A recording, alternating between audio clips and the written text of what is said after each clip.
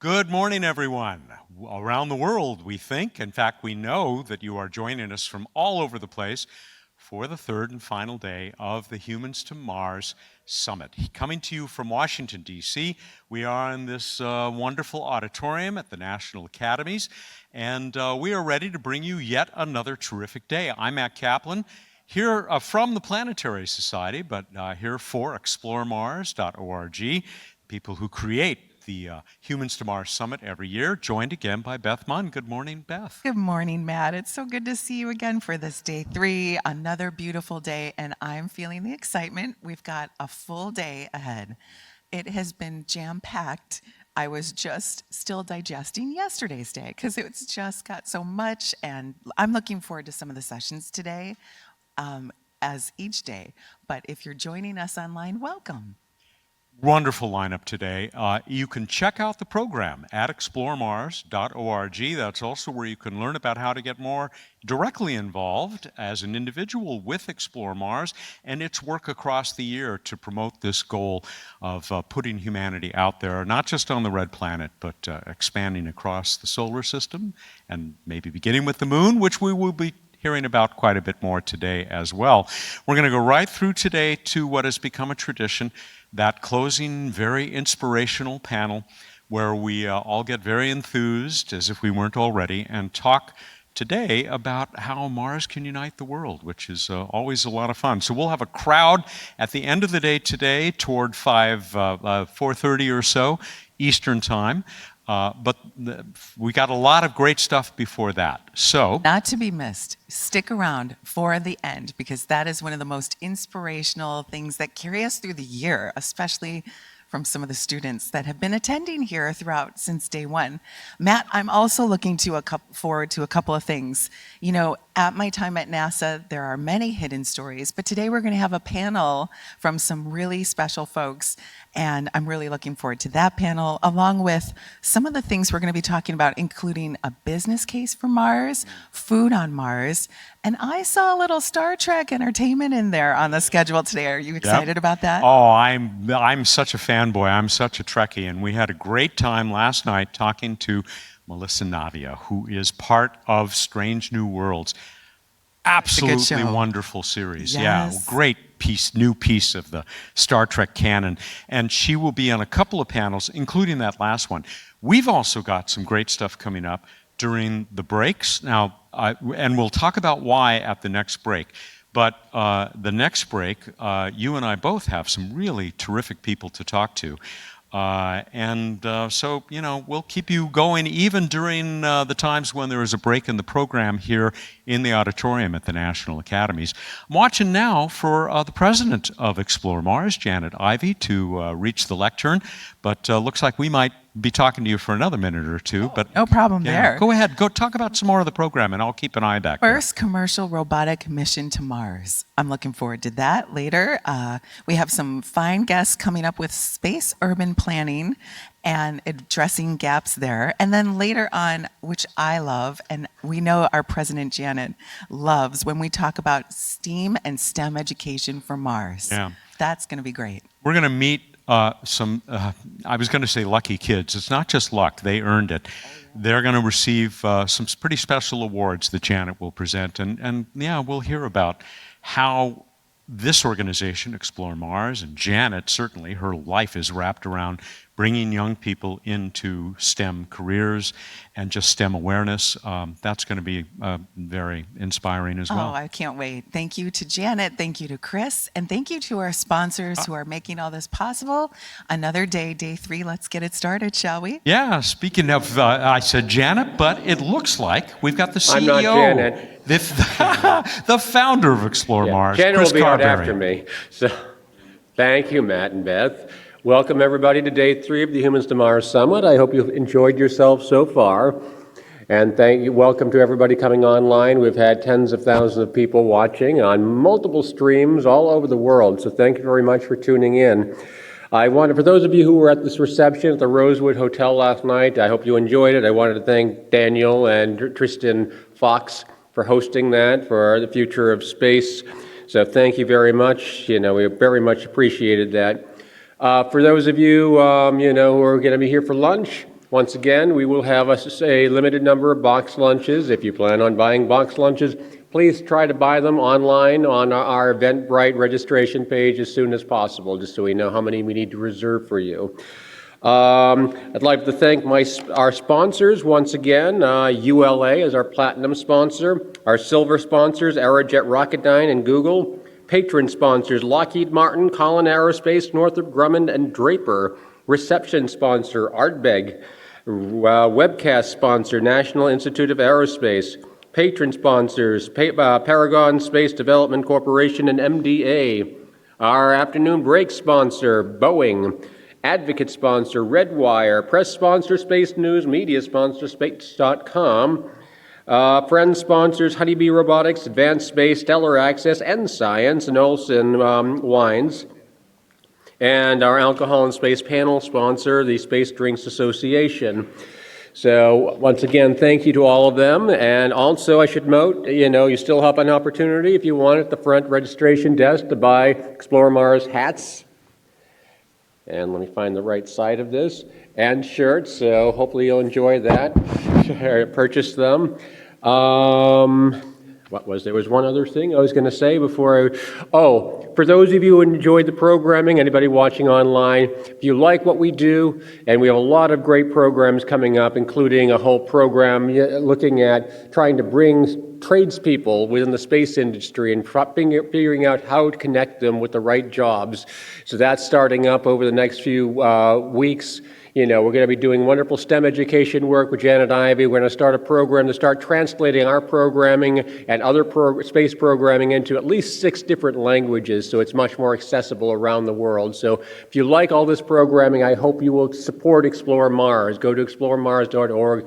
Please, I hope you'll be able to support us to make sure we can actually do all these programs we're planning on doing over the next year. So thank you very much. But without further ado, I'd like to bring on the president of Explore Mars, Janet Ivey, to start off the show. Good morning, everybody.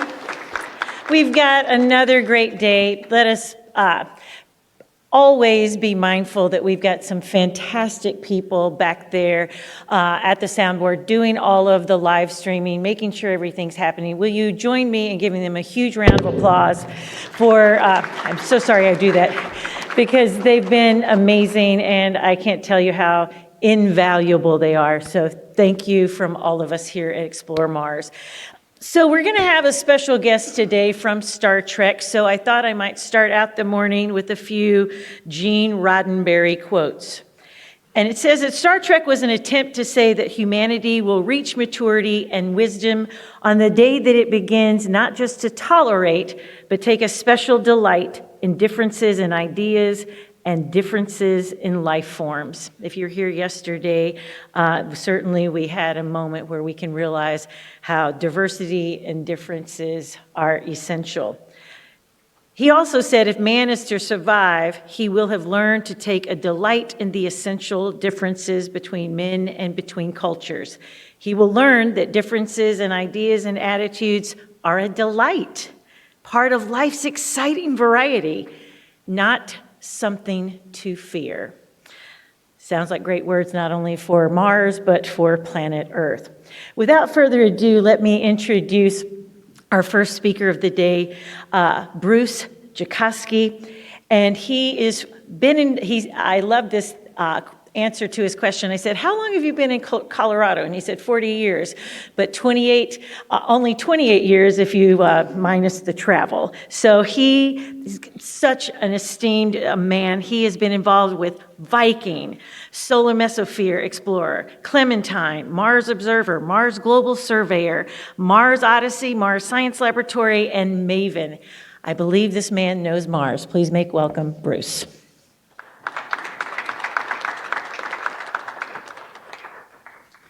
Thanks, Janet. Those of you who are astute will notice that I am not Scott Hubbard, who was originally scheduled this morning. Unfortunately, he is down this morning with food poisoning, so I am filling in for him. He and Clive Neal and I have been working on the science side of human missions to Mars recently, and that's what I want to talk about. Since it's early in the morning on the third day, I'm going to give you the brief 1-minute view of what I want to say, and then I'll get into the guts of it. Science, as you've been hearing, is one of the 3 pillars on which the human missions to Mars and human missions to the moon stand. Yet, we haven't heard much about science at this meeting, and if you pay attention to the architecture for human missions, you don't see a lot of science in it. Our goal is to make sure that science is infused into these missions, because that is one of the goals of carrying these missions out. You have to infuse science in from the very beginning, or else it's not going to happen. We've seen that with the Apollo missions, where science was put in after the fact, sort of around the edges, and we got spectacular science out, but we think we can do a lot better if we build it in from the very beginning. So let me jump into this. First of all, I want to make clear that when we're doing human missions, crew safety, mission success are the highest priority. Absolutely everything else comes after that. If we can't have a successful mission and bring the crew back safely, we've got a real problem. Our goal here is to make sure that science has a seat at the table in planning these missions. When we look at what the missions are going to look like, science is what makes it sustainable. Otherwise, it becomes what people derisively call footprints and flags. Not much to it. But science in the long run will make a sustainable program. In order to put science in, we need to do it from the very beginning. Otherwise, we're just fitting it in around the edges. Our goal is to try to make sure that science comes in as early as possible in these efforts. We've been working through both standard channels and non-standard channels in order to try to get some traction on this. Scott and I published an op-ed in Space News on the importance of science last year. We've been working through the advisory committees, MEPAG and LEAG, if you know what they are. We've been talking with some of the senior NASA staff, and we're going forward trying to define what the science objectives for human missions would be. With all of this talk about science at Mars, we don't have a list of what the science objectives for sending people to Mars will be. So that's the first place to start. As we've heard, NASA has just released its first ever Moon to Mars Architecture Definition Document, ADD. NASA loves obtuse acronyms, and you have to begin to learn to love them as well. When you look at this, you see that science is one of the 3 pillars. And just seeing this really warms my heart, because the words are there, the content, the context is there in order to bring science in. However, if you look at the context of Moon to Mars, what you see is all the ways that exploring at the moon will lead us to exploring at Mars. And these are the feed forwards, if you will, the ways in which what we're doing at the moon will influence what we're doing at Mars. This is the latest graphic that NASA has put out on Moon to Mars. And you can see all the ways in which it's going to help us. Gateway is going to help us with long durations and zero gravity. It's going to help us understand crew size, the needs for mobility, and how you would do it, and where you would do it, and what the requirements are, surface power, etc. But if you look at this, there's something that is fundamentally missing, and that is, where's the science? Science is just as important a feed forward as the hardware. Science is one of the fundamental aspects of what we're doing. If we look at science at the moon and at Mars, we're trying to understand how planets form, how they evolve through time, and how they might be able to support life. We don't expect to find life on the moon, but understanding how the moon has evolved with time, understanding what that tells us about Mars, is going to feed forward to our understanding at Mars of habitability, of climate evolution, and of the ability to support life. So what we want to do is make sure that science is inserted into the planning for the architecture. We see science as inextricably linked to exploration, and making sure we're going to be able to do fundamental world-class science is just as important as implementing the hardware and the engineering. And as I've said, science provides the sustainability to human exploration. How we do it at the moon is going to influence pretty significantly how we're able to do it at Mars. NASA is good on heritage. Whatever we do at the moon, it's going to be easy to do that at Mars. So we need to start with understanding how to insert science into the Artemis program at the moon. One of the things that has been striking to us is that the Artemis program has been designed without much regard to science. The architecture of the programs, the hardware, the capabilities were put forward before any science requirements were written down. And we see that reflected in what's happening on the early Artemis missions. You know, we're going to be able to bring back a few kilograms of samples. We're not going to have much in the way of science instruments on those missions. In fact, it isn't until Artemis 6 at this point, which would be the fourth human mission, that we're going to be able to influence what science can be done on Artemis. Certainly, NASA is going down the right path. They just appointed project scientists for Artemis 3 and 4. That's a necessity in order to make sure that science has a seat at the table in the discussions of what's going on. Within the ESDMD, they just created a Mars campaign office and a Moon to Mars program office. These are the right steps in order to ensure that we are paying attention to Mars. From the point of view of a scientist, though, it's still not clear what those offices are going to be doing and how they're going to be able to incorporate science at Mars. Now, I want to focus in particular on these bottom couple of bullets about culture, because the human side, we're all humans, I think. Anybody who's not, raise your hand. And do we have any aliens in the room? Nobody's willing to own up to it. All exploration is human exploration, but the cultures are very different. When you look at how the human missions are developed and compare it to how the science missions are developed, they're very different. Human exploration is done as a top-down activity where the definition comes from above, and to be blunt, it often appears that they don't want input from science. They figure we're going to do the mission, and you guys can go off and put some things in the corner of the spacecraft. On the science side, it's much more grassroots. The science ideas are continually evolving, and they bubble up from below. They change as we learn more, as we do more missions, and we're going to need to figure out a way to bring these two different cultures together.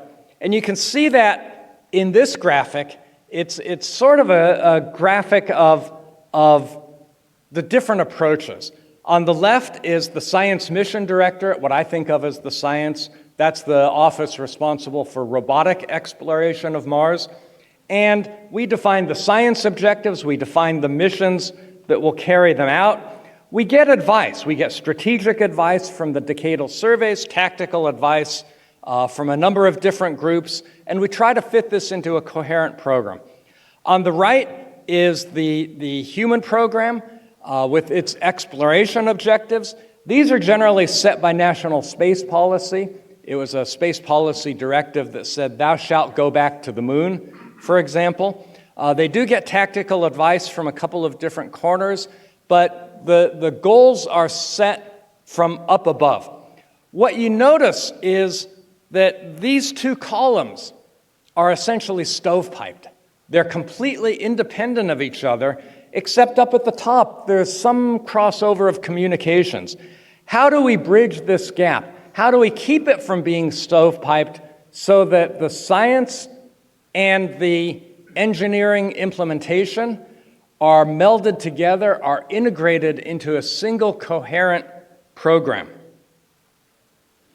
This is my last chart, and I want to emphasize again, the goal of our getting up here is to try to ensure that science has a seat at the table. You can't effectively incorporate science into these missions unless you do so from the very beginning, and that requires back and forth integrated discussion between the science side and the engineering side.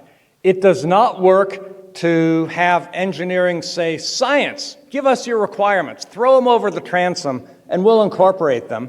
But that's what I've heard from some of the engineers. We need to have an ongoing dialogue on science, and we need to have an integrated approach to how we plan these missions. Last night, at the end of the afternoon, you heard from Eric Ianson about an integrated Mars program, a robotic program, and that's going to lead to human exploration of Mars.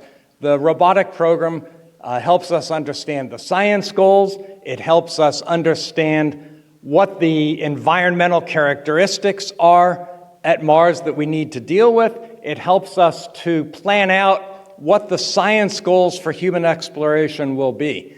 That's a necessary step.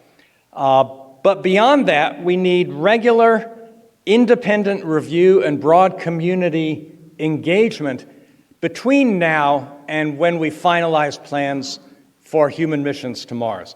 Without that, we run the risk that, yeah, we'll do some science, whatever fits in around the corners, but we may not be able to do the fundamental world-class science that we're capable of.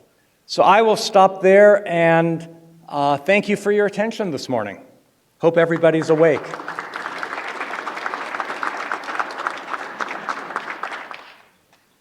And I don't know if we have time for questions or not. Nobody's coming up with the hook behind me.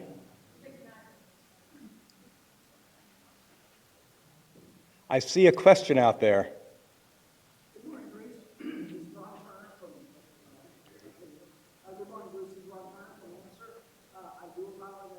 I didn't hear some of your earlier charts, so you may have addressed this, but at the end you were talking about a stovepipe between science and engineering. And I want to suggest that there's another tier, and that's operations. And the reason that I bring operations up is my concern is space weather support to future missions. And often the science community has an input to making sure that there's a good space weather foundation to support future missions. But what's sometimes missing is getting the operations people, the engineering people, and the science people together to ensure that there's a space weather architecture that supports future missions. And of course, there's also a strong R2O, research to operations, operations to research link between the space weather community and the operations community.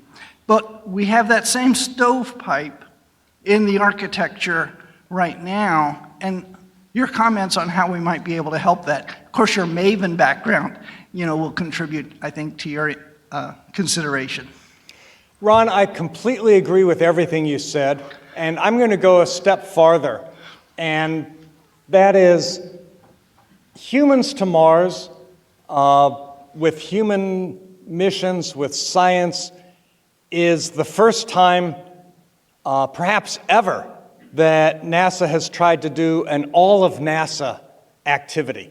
This brings in every single corner of NASA, and it's going to require a new approach to management where we can't just have a single program or project manager running Artemis or running the Mars missions. We need to figure out a way to bring in all of the different directorates because they all contribute. Right now, this is only done at the administrator level, administrator, deputy administrator, associate administrator. And we need to figure out a way to do it in an integrated way across NASA without having things become stovepiped. We've seen too many times that leads to mismatches and problems. Yes? Bruce, thank you. For those of us that are involved in ISRU activities, lunar development activities, what kind of data should be considered to collect during that process to help in the science side? Not to keep us from doing it, but to work in parallel with that. Oh, that is a real good question, and thank you for that opening. As we think about ISRU, either at the moon or at Mars, the first thing that comes to mind is going to be access to water. And if we want to figure out where the water is, what form it's in the polar regions or in the regolith, those are science questions. And we need to send missions that can measure things that tell us about the distribution of water. And this is also going to feed back into the Artemis Accords, where, if you heard my question the other day about sustainability, what does sustainability mean for accessing resources? I think it means that you don't use it all up, that you keep in mind what you need for science versus what you need for resources, and you figure out a way to negotiate or regulate access. How are we going to do this at the moon? How are we going to do this at Mars, especially when we don't know what the amount of resources available is? We don't know where it is, how easy it is to access. These are things that we need to learn in order to be able to utilize them, and you learn them by going and measuring them. So, in fact, I see a very strong coupling between the robotic program, which can do some of these things, and the human program, which can take advantage of them. And that's not humans operating robotic spacecraft, but it's each one contributing in a way that is fundamental to the overall success of the program.